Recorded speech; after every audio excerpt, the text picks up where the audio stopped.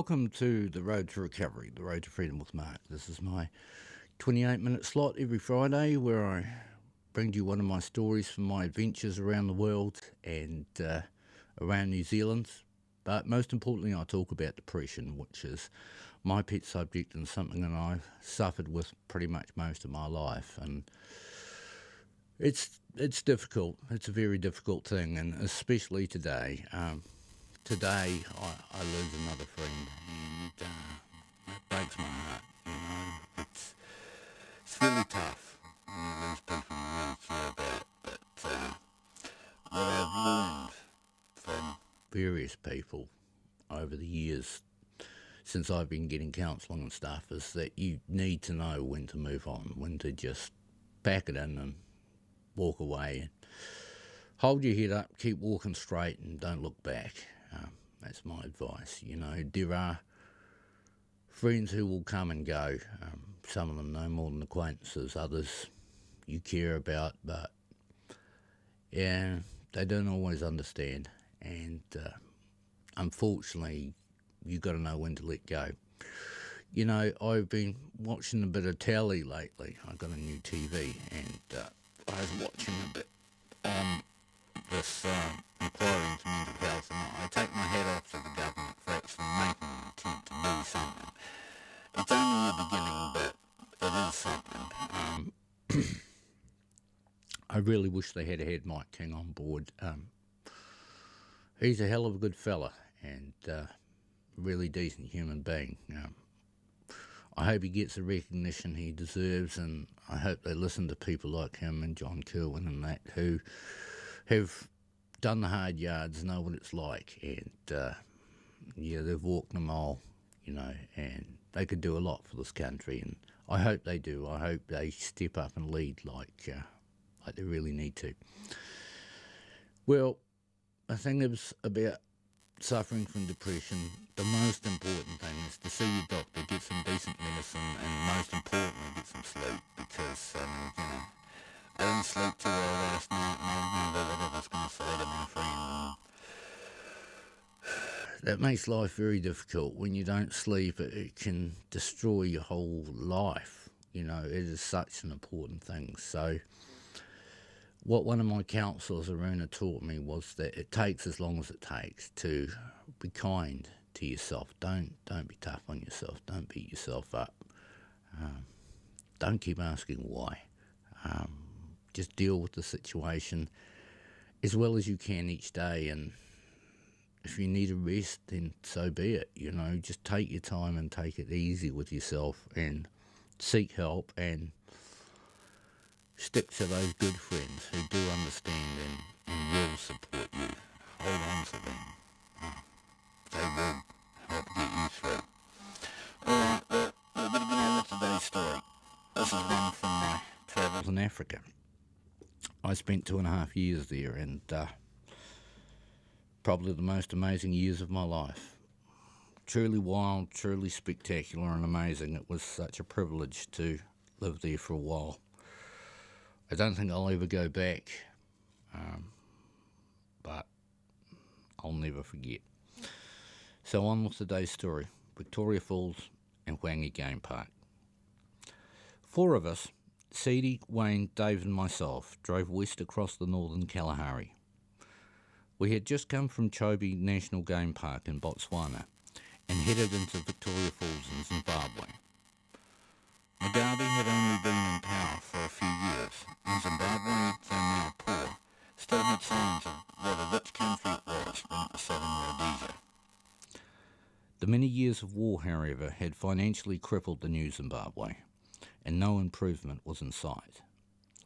This meant the tourists who did venture up had plenty to spend, and there was no shortage of accommodation. As we left Chobe, the desert started to take over again. So I drove from dawn till dark to get through to Victoria Falls. It is also named the Smoke That Thunders, and a few kilometres from the falls we could hear the falls and see the mist in the sky above. Victoria Falls are reputed to be the largest in the world, and they are truly a sight to behold. Even before we lay eyes on them, they impress with a mighty thundering sound as we approach. The mighty Zambezi River feeds this natural wonder, and at first it is hard to take it all in, as it is some 1,700 metres long and some 100 metres from top to bottom. The Zambezi spills over a level sheet of basalt, making the drop sharp and spectacular. It is so sharp, the falling water creates a permanent mist, rising high up in the air to about 400 metres. It creates a rainbow above the falls, and by day, and a lunar moonbow can be seen on a full moon. The spray comes shooting upwards like inverted rain. Despite having been discovered by Livingstone as late as 1855, it has captivated tourists ever since, and we were no exceptions. We spent the best part of the first day on the more spectacular Zimbabwe side, where it is possible to get right up to the edge of the falls and to see the bottom. It was slippery and dangerous at the edge, but well worth the risk for the view. We were there in late summer, so the falls had reduced to a series of about 9 discernible falls. Each one of them impressive in itself, but the series together was truly breathtaking. At the end of the falls were a load of the biggest crocodiles I have ever seen, with the falls acting like a smorgasbord for the massive beasts. The next day, we crossed up to Zambia via Victoria Falls Bridge, which allows a unique view up the falls. Zambia was in a worse financial state than Zimbabwe, and black market money traders haggled openly for hard currency right outside the border guard's building. We left the car at the border and took a taxi to the nearest town to get on the gin and tonics. We then returned to one of the safari lodges where we had a fine meal on the riverfront as we watched the sun go down. Unfortunately, we drank too much and got stuck in Zambia when we missed the border closing. We were forced to sleep in the open despite the warning signs of roaming lions. We ended up instead being eaten alive by mosquitoes, but relieved the next morning. We spent a few days at Victoria Falls, viewing them from every way possible, spellbound by their great length and volume.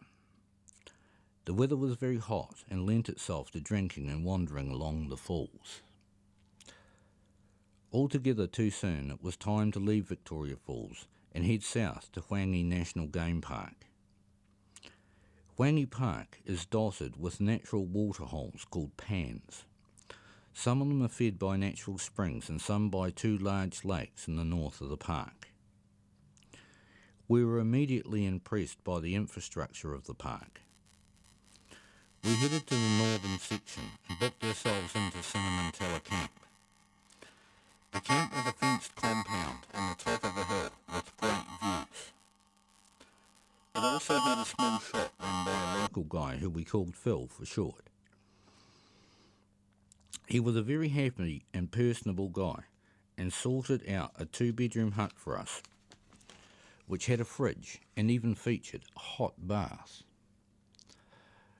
We decided to make Cinnamon our base camp and concentrate our game spotting to the northern section of the park. At the nearest waterholes, we met with another luxury, viewing platforms. These platforms were 1 story high with stairs leading up to glass-enclosed rooms where it was safe to view all the game that came down to drink. The platform also offered shade from the oppressive heat of the midday sun. The watering holes, or pans, were like magnets for game. Each type of game had a turn at the watering hole, so it wasn't necessary to chase the game about. Whilst at one viewing platform, I met a biologist who was on holiday. He pointed out many different species of birds to me, which made for great viewing with binoculars. It opened up another layer of life to me and emphasised just how busy the watering holes really were. Hwangi boasts many hundreds of species of birds, so there was a constant change of different birds to view. The larger game, however, were truly breathtaking. By being out of sight and smell from the larger animals, They would approach without fear or inhibition. The funniest to watch were the giraffes, which had great difficulty getting their long necks down to drink. they have to buckle their front knees inwards and lower their long necks down, leaving them in a very vulnerable position. They will only drink when they are sure there are no lions on the prowl, usually in the heat of the day. Our first day at Hwangi, we were treated by a smorgasbord of different game at the waterhole. From giraffes in the middle of the day, to various antelope in the afternoon, to elephants in the early evening to sunset. Excuse me. Each species seemed to have a certain time of day they preferred to drink, so it was unnecessary to move from our superb viewing platform. They also seemed to have different personalities. The somewhat bizarres always tense and nervous, whilst the Lights of the elephants were very relaxed and came to bathe and play. All right, we'll take a little bit of a break there, and in keeping with Arrow Radio's theme of Kiwi music, I've got a little treat here for you. Edible Flowers, Neil Finn. I think you'll like it.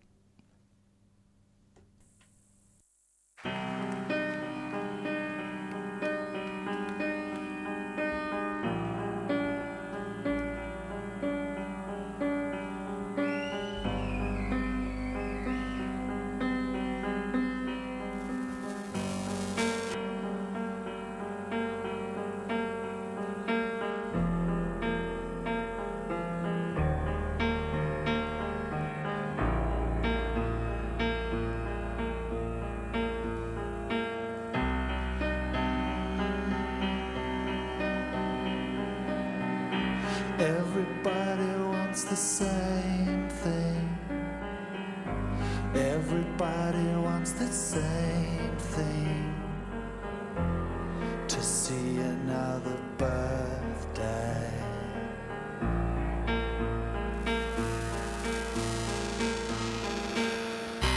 Look at all the pretty numbers. Look at all the pretty numbers scattered on the calendars.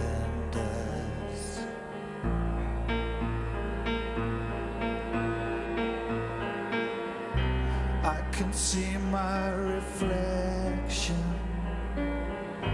I can see my reflection in the shop window.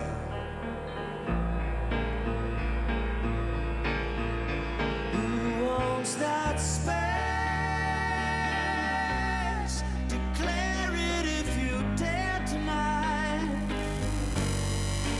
Let the moment pass. Till another day. Headlights to the sun, like sugar deep inside you now. All ends up the same somehow. I'm hardly here at all. Yeah.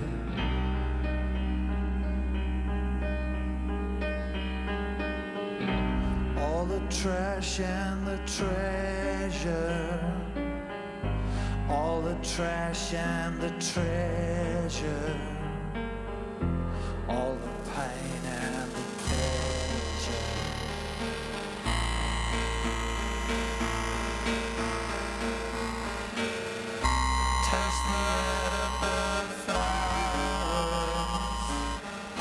Taste the edible flowers. Taste the edible flowers scattered in the salad days.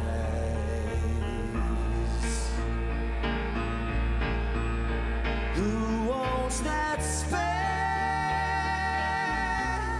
Declare it if you dare tonight. Don't let the moment pass.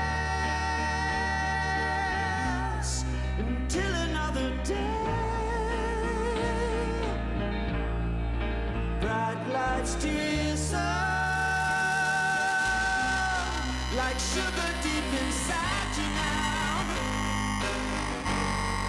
Still the rain keeps coming down. I'm hardly hear it all. Everything's gone quiet now. I'm hardly hear it all.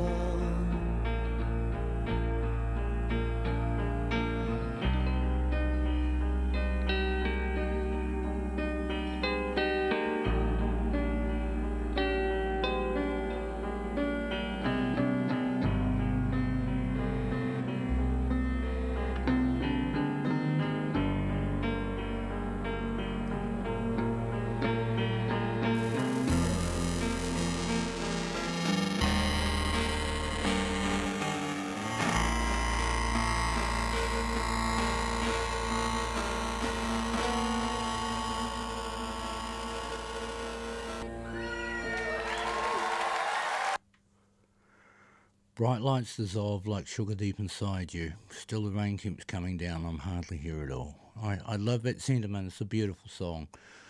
Before I start on the second half of the story, I'd just like to say special thanks to Michael and Veronica. Thank you very much. Also to Wairarapa TV. It's great you've come on board. We are going to continue to do amazing things, I'm sure. And I really appreciate the support of Michael and Veronica. They allow me to do the show with no sponsorship. So if you know of anyone who wants to sponsor the show, and even to New Zealand on air, I would say pick us up. We do some pretty amazing stuff. We are well supporting, so it would be nice to have a sponsor on board and give us some legs. All right, let's rock on. This is Victoria Falls and Whangi Game Park. At the end of the first superb day of game spotting, we returned to Cinnamantala Camp for dinner and the luxury of a hot bath. The camp being on a hill meant great viewing across the surrounding countryside, so we had great game spotting until sunset. The next day, we got up early to make the most of the change of light when predators are on the prowl. Despite the early rise, we did not see a kill, as these are few and far between. Instead, we spent a great day at the viewing platforms where we were treated to some amazing sights. At one stage, we saw some beautiful kudu come down to drink. First, the large males with their beautiful corkscrew horns came down and checked out the water for crocodiles, stamping at, then sipping cautiously. These beautiful antelope then formed up like sentinels, making a corridor for the females and young to walk down. The males stood guard, facing outward, whilst the females and young took a drink. When they finished, they melted away, slow and orderly, like a military exercise. It was amazing to see the degree of caution and cooperation the kudu showed, something no zoo could ever show. Every species seemed to have instinctive and sophisticated survival behaviour, which was amazing to witness. During the afternoon on the second day, we heard a strange tapping sound on the hubcaps of the car. We came down from the viewing platform to find the strangest looking birds tapping away at the tyre valves. Called hornbills, these medium-sized clowns, a little smaller than a chicken, had large bills like macaws. They showed no fear of us and happily pecked away until we grabbed them by the bill and moved them away. Undeterred, they came back for more until we tired of our little game and left them to peck away until they lost interest. The confidence of one animal seemed to flow into others, and it was amazing to see so many different animals drinking with such a relaxed attitude. The huge numbers of animals the waterholes attracted were quite staggering, and it was a real privilege to experience game spotting at its best. On our return to camp each night, We were spoiled to a hot bath by Phil, the store manager, who lit the fire to heat the drum of water. On a whim, we asked Phil if he could get us a couple of dozen beers for us. Ever helpful, he advised he would have some for us by the end of the next day. Unbeknown to us, he got his younger brother to cycle some 20 kilometres to the nearest safari lodge to pick up some for us. When we found this out, we paid the helpful lad $10 for his troubles, and we thought Christmas had come. As our stores got low, we tried some of the antelope Phil had hanging in the cool store and made ourselves sick on the unusually gamey meat. After that, we were a little more cautious with the exotic foods available. On the third day, we arrived back at camp just on sunset, and Phil was jumping around the lodge in an excited state. I parked up and jumped out as Phil shouted and pointed. With my binoculars handy and our high vantage point, I quickly picked up the lion he was pointing out. Down on the plain, a single lion was hunting a warthog. Slowly it crept up on its prey, using the long grass to disguise it. Once within striking distance, it broke cover and sprinted towards the unsuspecting hog. As soon as the hog spotted the lion, it squealed and sprinted off, but to no avail. The lion swiped the hog across the shoulder and sent it sprawling across the ground. With one quick leap, it was upon the hog, grabbing it by the throat, quickly choking the life out of its poor victim. A great amount of dust was kicked up by the scuffle that ensued, and I lost sight of the pair. After a tense minute or so, the lion appeared, dragging the hog by the throat. The entire kill took only a few minutes. It was a case of right time, right place. It was so captivating that those few minutes felt like an hour. With so much game around, the lions looked in splendid condition. They were massive animals which were difficult to spot, as they used the long grass to camouflage themselves. By staying still, their colour blended in perfectly. To see a kill from the high vantage point of the camp made the whole thing perfect. Phil was very happy for me, as these kinds of scenes are very rare. We decided to stay at Cinnamon Camp for as long as possible, as every day was full of great game spotting. Although there were huge amounts of game about, they seemed much better catered for by the system of watering holes about. Thanks to the watering holes, the game get precious water in the height of summer when it is needed most. But it was obvious the game park was well past its heyday, when southern Rhodesia was rich. The Civil War had financially crippled the country, and the game park was a shadow of its former self. Even in the early years of Mugabe's reign, Zimbabwe struggled. Poverty in the country was rampant, and farmers were being driven off their land only to see it fall into rack and ruin. The currency was not recognised in other banks, and inflation was running rampant. The future for parks like Wairarapa National seemed tenuous at best. Unfortunately, civil war was rampant in southern Africa, with Angola and Mozambique at war, and South Africa seemingly on the brink. The game parks rely on tourist dollars, and war frightens them off for many years.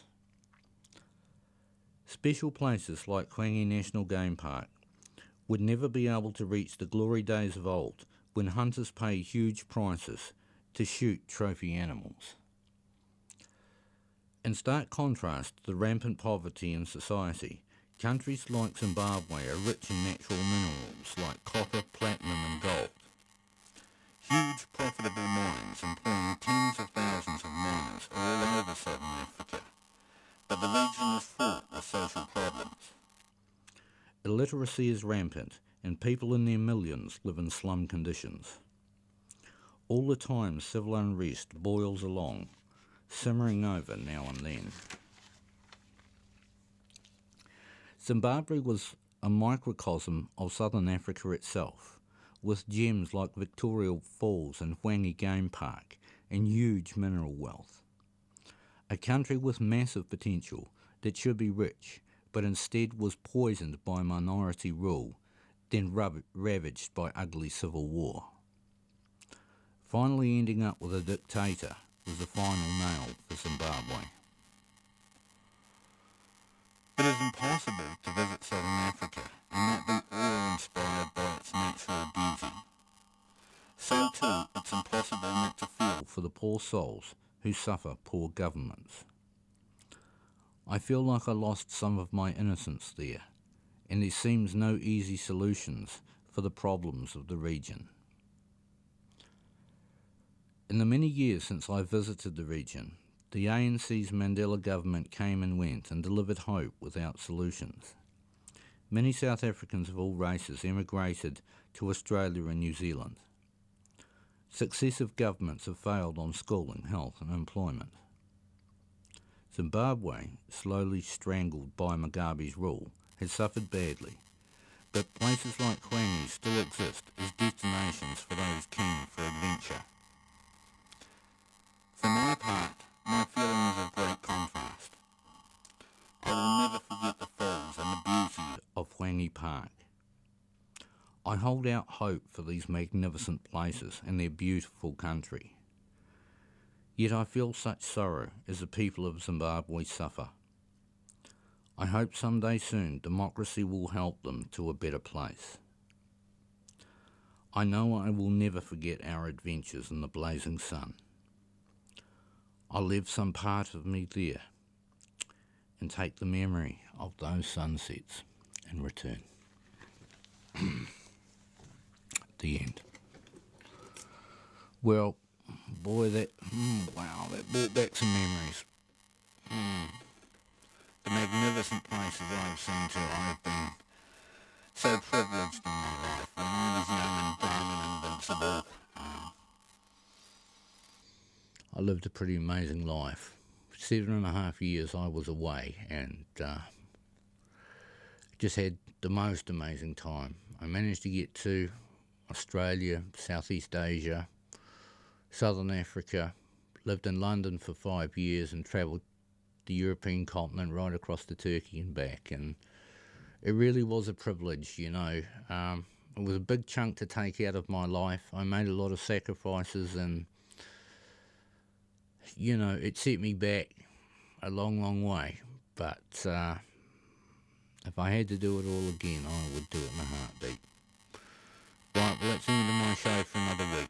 Thank you very much for tuning in. I hope you enjoyed it. I love telling you my stories. I love doing what I do here. It is truly a Privilege, and I am very thankful to Arrow Radio, Michael and Veronica, to my friends and my supporters.